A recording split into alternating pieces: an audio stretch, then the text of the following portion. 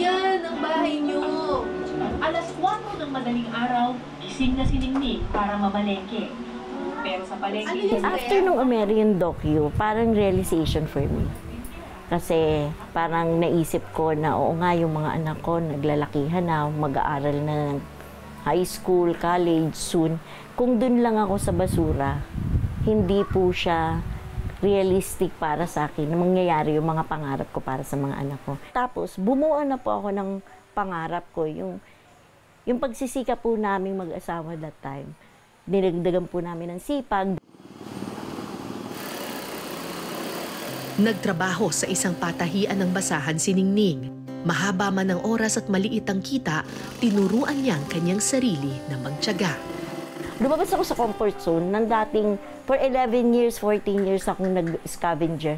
Doon lang ako eh. Kasi yun lang yung alam kong makakasurvive. Opo, yan yung nandyan. May mga pagkakataong gusto na lang niyang bumalik sa nakasanayang basurahan.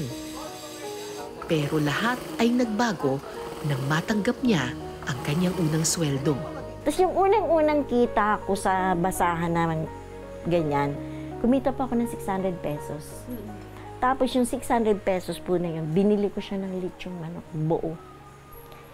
Tapos pinakain ko, uwi kami. Nakain ko dito, yun yung pinagsalusaluhan ng mga anak ko. Naiyak ako. Kasi parang, yun yung first time nakakain yung mga anak ko na hindi galing sa pagpag. Iyak talaga ako kasi para bang, ay may pwede pala. Pwede palang gano'n. Pwede palang kumain ng hindi basura. Pwede palang hindi kumain ng hindi basura. Kaya yun po yung naging motivation ko na, kailangan ko talaga magsikap. Makalipas ang ilang taong pananahi ng basahan, nakapasok si Ningning at ang kanyang asawa sa isang NGO. Pareho silang nagsikap at nagtiyaga. Kung dati, maaga siyang gumigising para magtungo sa tambakan,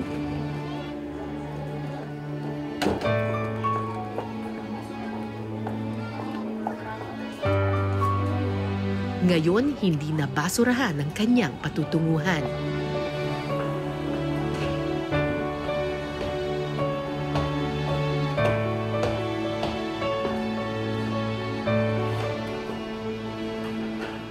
Operations Officer na ngayon si Ningning ng Woven.ph, isang NGO na tumutulong sa mga babaeng naghahabi ng banig sa Samar.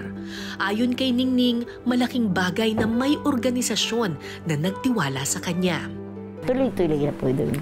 Kasi namulat po ako doon sa yung opportunity na yung ibang tao nga nakikita na may potential ako. Bakit yung sarili ko ayaw kong tingnan? Correct. Nang makilala ko si Ningning noong 2007, malinaw sa akin na tinanggap na niya ang kanyang kapalaran. At kung meron man siyang natitirang pangarap, ito na lang ay para sa kanyang mga anak. Pero dahil din sa pangarap na ito, napatunayan niyang posible pa pala ang pagbabago.